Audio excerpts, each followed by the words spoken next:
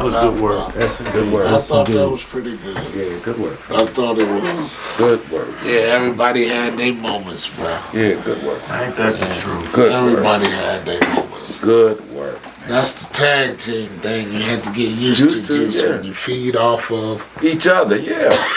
what you say. Like, that was beautiful to me. Mm-hmm. That's good work, man. That, you know how many? You know That's how good many? work, man. You know how many And you just stereotype? give them honesty, Juice. You know, like a nigga asked me, am I still rich? Nigga, I'm poor as a joke, but I'm happy. Mm-hmm. That's what the motherfucker really, I'm happy. And that really summed it up, what we said here said, I'm happy. And you Doing this shit, poor, I'm but you live rich. Which would be But the I'm part, happy. and that's the part that confused the niggas. But I'm happy. See, that's the And most important part, is, but I'm happy. Yeah, and you live rich. Yeah. Mm-hmm. Mm-hmm. You got anything for shorts? Any kind of little situations, stories, anything you want to share for shorts? What was we talking about? We had that. You had that thing that happened over in Canada with the Canadian version of the Lufthansa up at that airport where they stole all them. What was it? $20 million worth of stuff? Oh, gold or something yeah. like that. Yeah, we can talk. We can shoot a little crime talk on that. Mm-hmm. Yeah, them shorts been moving. They've been moving the needle. It worked, man. It just worked, man. That's why these people better know, man. I don't know why they got me confused with somebody else, Lou. I don't know why they got me confused with somebody else, but I don't. I just, you know. Anyway, they be all right. Everybody gonna be all right. Everybody gonna be all right. Everybody. You threw me off my train of thought at with Juice. What's that? And I really meant to stress this, but you fucked me up and threw me off my train of thought. It's like when Tally be saying he rich, bitch. I had $3 million and I ain't even think I was rich. I ain't think I was shit. I just thought I had $3 million. I didn't consider that rich. I didn't consider $3 million rich. That's because you. I'm serious. But I didn't you've been consider so close. $3 million Because rich. you know better. Because your daddy had 20 times that. 20 years before that. You know, I've never considered myself He had rich, 20 bro. times. No matter what I had, I've never considered myself rich. Man, let me tell you something, man. My mama told me when I moved to New York. People say we got money, but that's because all the people around us is broke. So it seemed like to them we got money. The struggle is relative. You about to go to New York with people who don't even know what the word Got work. real money. Got real money. They don't even know what work means. Okay, so you're right, and I get to the guy. But to a point, niggas will say that about us, but we do know what works means. We do. Yeah. We ain't really had it like that. We had it like that as kids. And by the time when you were spending, when you had what you had for that, I can speak for that whole Pakistani brown. When you got a $5,000 a day lifestyle, $5,000 a day lifestyle. Look, that's pretty. That's the biggest fucking part of that I regret. Fucking with Jimmy at them goddamn titty bars. That's what my $5,000 was spent on, that goddamn titty bars with that bullshit. That's a fact. And I ain't had to spend the same shit he said today, Lou. Mm-hmm. I could have spent $60 and got the same shit I spent $5,000 for. Same shit you just said. I paid $200 for the bitch. I see over here selling shit for $60. Now she think I'm gonna keep paying her $200 like we had a titty bar. Hey, you know what her It's the same shit well, you just Elvis, said you know what, fuck man, this one time I ain't lied. That same broad that we was telling the story in New York about, woe is me what I get for tricking, right? That same hooker, right? She come back over to my place in New York, but I ain't there. My roommate LB there. Now LB ain't getting no money. Now I'm paying the broad $125 an hour. I come back home, LB say, that girl Lisa came back by. I say, what? And she was like, she was just hoping she could get you. And he just smiling like a Chester cat. I was like, what's so funny? He said, $35, man. Oh, I said, 35. 35. 35. We were giving 125. 35. I told the bitch I ain't got a 35. That's what he said. That's not the new yeah, thing, $40. Shit, he just said 60. 35, 60 all day. 65, 60 a going We rate. talking about way back when 35 was plenty. Or something. Plenty. For 50, I got 2 nuts. Yeah, Oh, 50. 25 a nut. And this girl was bad as hell after we left out of Jacksonville. Oh, yeah. Well, that was one of the greatest days I ever lived in. That's when you get real value for your dollar. You get This real. girl was so beautiful, Lou. She was standing there, the bitch was just captivated. And her brother asked me, did I want her? Do I want her? And me and Junior just left out of the Jackson Hole. We drinking Time, Collins, and coffee. I'm fucked up, light up my joint, look to see this bad bitch. And her brother pimping her. Her son, the brother, he said, do you want her? I said, hell yeah. He said, you can have her. I said, how much? Went right in the hotel, nigga. NYC, buddy. That bitch was bad. They don't. Yeah. NYC, This man. bitch was bad. Yeah. That happened a few times. Man, we was young than a motherfucker, man. I'm talking about we was young. We couldn't have been the New one York a 18, motherfucker, man. That happened 19, 2-3 20. times. We was Guy young. catch you looking at the broad. When did you first go to New York? I was 22. That's how old we was. I just got up there and the king drowned and he was up there and I called him. I'm telling you, we grew up. I Coming grew to New York. up. That's what did. That's what I mean. I grew up in New York. New York's what That shit was I wild. jumped into the frying pan for Rio. Yeah, they catch you up in New York. They catch you looking. They call you. You want her? Tell you that. In a minute. You like what? What you? Shit, you goddamn right, I was hurt. Nigga, shit. It made it so bad, Lou, I had a number. Ain't no way I was supposed to lose. All he do is lose phone numbers. Man, I lost every number. He I lost the supposed to. Jew with the Hasidic, the rabbi who had the bag. He lost Oh, his. I done no. lost every hell of a connect I ever had the number. And get him from Junior, the motherfucker was operating on 86 in Columbus. He going to Gap to work. We done been up all night. Yeah. He going to Gap to work. I said, okay, I'm going to come with you. I'm going up to 144 in Broadway. Right. He was living on 86 in Columbus, and I come out the building with him. He go and jump on the subway or whatever. Mm-hmm. And I'm standing on his stoop, smoking a joint. And I look down the street and see this little 18-year-old Jew running back and forth to cars. Looked like he was selling dope to me. Right. And I Right. stood up there and smoked the joint for, damn near the whole joint by like this. Then I walked down there to him. And I asked him. He told me there was an X amount of gram, and I said, okay. I bought an ounce. Mm-hmm. And LB was at home. You had gone to work. LB was at home. I went back to Junior's apartment, and I cooked it up. LB was there. Me, just wasn't nobody there but me and LB, and I cooked it up. Mm-hmm. And I went and bought some more. And bought all the cane I needed so I could get to the bus by 5 o'clock, because I would leave at the Port Authority at 5 o'clock. Okay. Bought it all. I sat there with LB all day till it was time for me to go to the Port Authority. Right. I ain't even had to leave his goddamn house. I sat on the stoop and found the shit. Goddamn Jew boy, now check it out. He's a young guy, about 18, running serving him. It's an old man standing back here like back here. Mm-hmm. Watch it. He come here to hear old guy and go up here and serve him. Mm-hmm. The old guy beard down there is nuts. Yeah. And both of them wearing a little bit. They Jews, bro. And they Mhm. was selling some of the best cane I ever got. Yeah. Now, they didn't give me their numbers, so when I come back to New York, you tell me to keep my number. Cause you said they told you they move around. They move around. That's the juice. I swear that's exactly what it is. She said, keep my number because we move around.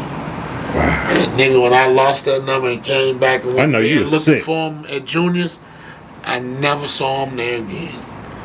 Junior and them was still at 86 Columbus. I hung around the whole day looking for them motherfuckers and they was not there. I say he told me. And he locked up and bought me Big Ed after that shit. That's when Shout out after to that Big shit, Ed. Shout out Big to Ed. Money Walk. See, you didn't like Big Ed. Big Ed was my boy. I cop You know, Big Big Ed. A Ed lot was- of I things. like He Big just, Ed. you know, what tell you I what it like was. the Big To be Ed. honest, he had a big ego, and I had a big ego. Well, see, I ain't And give a fuck about it. I That knew- nigga had the best I cane. knew- Fuck the I egos. knew more of his hand than he knew of my hand. So But Juice, you would have to admit now, Lou, you'd have been in New York, right? Mm-hmm. Did he take you to Big Ed's joint? Right there. We just did some. Was it impressive? It was We just top Was notch. it impressive? Top notch. And a nigga slanging cane from there. No, I mean, he was the real And deal, nigga man. slanging keys from there. He was the real deal, man, and a good guy, Nah. and a good guy. So you talk about ego. He didn't really have no big ego. To me. Mm-hmm. I guess I don't know, but to me, he didn't have a big ego. He was just a cool brother. Mm-hmm. Problem was, that Pakistani plug had come down, and I told you me and Tyler fell about it. You with all them keys of cane trying to catch what we doing in Detroit with that raw dog. When Pop's putting a 15 on it, Funny. you gonna be a run. I'ma You tell you gonna something. be selling the One thing I whole. will say about him, over time, I started to realize fucking with him, and I kept prying. But he and was a trying good to guy and get a it. good businessman I too. was prying and trying to get it to see if you ever peeped it. The two places upstairs was Italian. Yes, I think he could get the dog now. I'm sure he could have, cause he's right there out the Bronx. He could have got the dog too. I He just could. never asked him. And you know It on never that, dawned you know the on fuck that on too. me to ask him, And- because remember Pablo and Crazy. I was gonna had it. say they I had told you that. you. The Pablo and them had Pablo told you they showed had it to you saw- Crazy showed it to me after I was buying it for him. He showed you the dog, Bro, how you think I calmed him down? and you right before you got robbed. You kept talking about you was gonna get some dog from him. Because every time I was going there, I would give Crazy $50 in the morning to go get his due. Dude, Or $100 to go. And Crazy would always walk me to the car with the gun. I started taking care of Crazy. And Crazy told me before, don't you do no business, I'm not here. And I should have listened to the man, I never would have got robbed. Just that simple. If I had to listen to Crazy, I would have never got robbed. yeah. And you was scared to death of him. Man, that You nigga wouldn't was go crazy. back in the building for that. But you know what I did? That I did shit, cop a like couple me more times. sitting here laughing, that shit was so funny like that did, Lou, because I was sitting up there doing what I do now, smoke weed, because Crazy was going off. He was sitting me all up in Junior's face, motherfucker. Oh, nigga, Crazy we was about to stupid. die fucking But I'm with going to you, tell man. you this. He was about to die fucking Pablo was the coolest, calmest Now he was calm, motherfucker it was. but one. Crazy was just that. That was his, man, come on. Now you can see the act, Lou. You can see this shit clear as day. And the shit used to be funny to me. So they take us in there to the, what was that, Santa Maria? Santa Maria, man, that one was about They to took kill us in us. there. That's the only Fucking time with I you. have ever seen that in my life. Yeah. They take us in there to the Santa Maria. They had the Talking shrine. candles. Junior over there. We stand up there at the wall. I'm smoking weed, get out. What we looking for? Junior over there shaking like a motherfucker. Nigga. Junior over there shaking like You know a what I was thinking to motherfucker. myself, Lou, Eddie? talking about, I We about looked to at die. him smoking weed, said, what we looking for? We The about to die. motherfucker looked at me. Said this motherfucker is stupid. So I know he can't be no goddamn police talking about what we looking for. He stand up here in front of the wall, fly every goddamn thing. Candles, This shit was a show. brand new candles. I mean, The pictures, cards. all kind of shit. Everything, man. Wow. I looked at that shit. Junior really got scared, Lou. I mean, he really got scared. And I'm like, what the fuck is you scared for? Cause we're about to die, nigga. You the only one didn't realize we was about to die.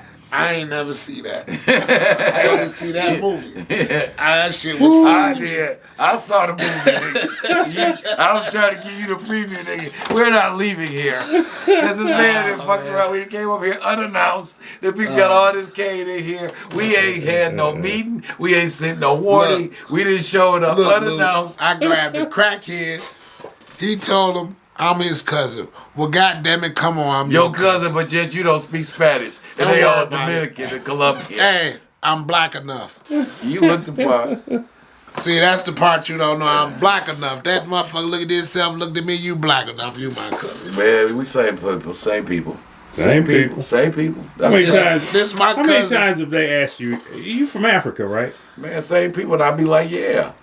And they be what part? Man, and I them say, niggas- I ain't sure what part. They used to always mistake me for Cuban. Yeah. I don't know why, Cuban.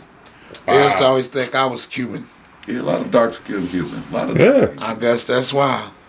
I guess I didn't meet the African. Is it cool to go there now? Where? Cuba. Man, you know the government playing games. They're man. still playing games. Okay. You know they don't like Castro and them. Even though he dead, they still mad at him. That's when you know you got on somebody nerve. When you die, they still mad at you. Yeah, but we can, you know, for all jokes aside, though, Lou, and to the family out there, we can go because we are documentarians. Yeah. And you're allowed to go if you're in this kind of business. Mm-hmm. And I was actually thinking about this Christmas going down to Cuba. They got some gorgeous women down there, too. Oh. You know, don't take much from me, some pretty bras to encourage me to go do some work. But no, all jokes aside. Plus, you know, I'm a history guy. Yeah. We can go down there and do some work, actually. Yeah, fascinating. We just have to tell the government we're going down there as Big Boss Film Works. We're going to do some documentary work in Cuba. And that's about the only way you can get down there. You need to like be going down there with school, doing like what we do with documentary, some type of content work, or some type of like cultural exchange. Look, I tell them simple as this. That's my homeland. I want to go home. That's why the white folks ain't talking to you. They say, because you talk just like your daddy, and we tired of y'all already. We been listening to you, Jackson. When they gonna tell me that ain't my own land, I can't go home? For 50 years, They tell me all Cubans can go home. For 50 years, you and your father. For 50 years, you and your father been talking to these white folks. Can American Cuba go home? Look, they don't want to hear that from y'all, no more. Well, I guess so. You go to Little Havana in Miami. That's what you do. That's about far as they go. You go to Little Havana in Miami. You live down there. You live down there with the rest of the Cubans, so there you go. That's all right. I ain't got no problem. I like Cuban people, man. Yeah. Like you said, they got pretty women. They got beautiful women. Yeah, I mean, you right next door to it, too. So. Man, this is amazing. Well, Trigger, he close. He in Miami. He that's in what Little. I'm saying. When I say he in Little Havana. Oh, that's for real. That's for real. That's no word of a lie. No, man, they there.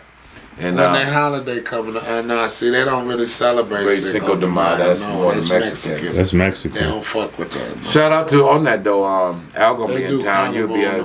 They do. Yeah, Al just did a. He'll be here next month. For he's doing a party on the 5th. Oh, okay. Yeah, he just threw something out in Cali. A BF pop up. That sounds good. Yeah. In fact, we're trying to coordinate to do a pop up here. That's right. That's right. Good. Why not? Get them. Get that merch piece together. Yeah, we're gonna get some new fresh merch. Oh yeah, let me see. Why? Speaking of a short, you can edit. I guess you can make it short. Yeah. Let me show you this customized Dakota's coatwear. Brother Alfonso did some customized work for us. You can catch him up out at the Greenfield Plaza. Turn around and show the back of it. You know what I'm saying? Yeah. This comes from. We were chronicled when this journey first began. He really did some good work. He did some work there. It's a customized one of a piece. This is the cover shot from Feds magazine. That is beautiful. So you got my pops there. Shout out to Spencer Mims. He's still with us. Yes, sir. Dear friend of my father. Spencer Mims. You got the legend himself, Eddie the Fat Man Jackson, holding court, young lady unknown. You got Zach Garrett. We about to do something with his younger brother Charlie Garrett down there at the Pruda. And then rest in peace. Yeah, I believe so. Rest in peace. And then you got Big Willie Kilpatrick, an integral member of the crew. And rest in peace to Big Willie Kilpatrick. So yeah, this is at the 20 grand, and you got the iconic photo of Pops and Eddie just kicking in the front of the building on Geneva. On Geneva, this was the picture chronicled in episode 2 of Blowing Money Fast. So yeah, this is Dakota. Shout out to Alfonso Dakota's coatwear, customized piece. Big Boss Film Works. You can order one. We can have something customized for you too, because that's what we do. We link up with the family. Me and Alfonso go back to our days at Hall of Fame Clothing at Fairlane. We've been carrying his goods, and he reached out to us and told us he was back into the jacket business, and told us he could do some stuff that can't be done no place else. And he ain't talking. He doing it. Yeah. That's world-class, brother. Yeah. So shout out to the family out there, man. It's all gravy.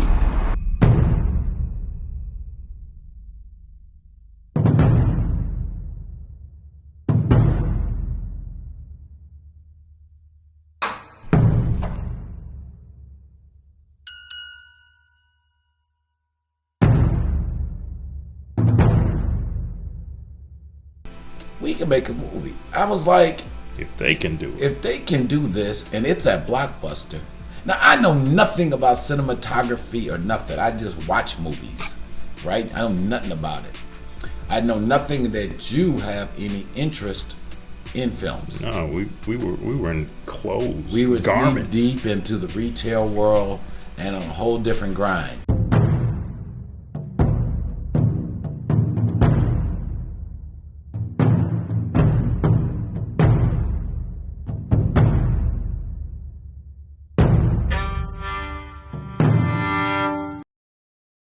A gentleman in some expensive clothes approached me and said, I'm Courtney Robert Brown Jr., etc., blah, blah, blah. And next thing you know, fast forward 11 years, and we own the $20 million block, French Road and Mac. And this is just another chapter in a lot of really powerful content me and him have done, and talking about the 40-year saga of his and other families here in Detroit doing illegal things and legal things.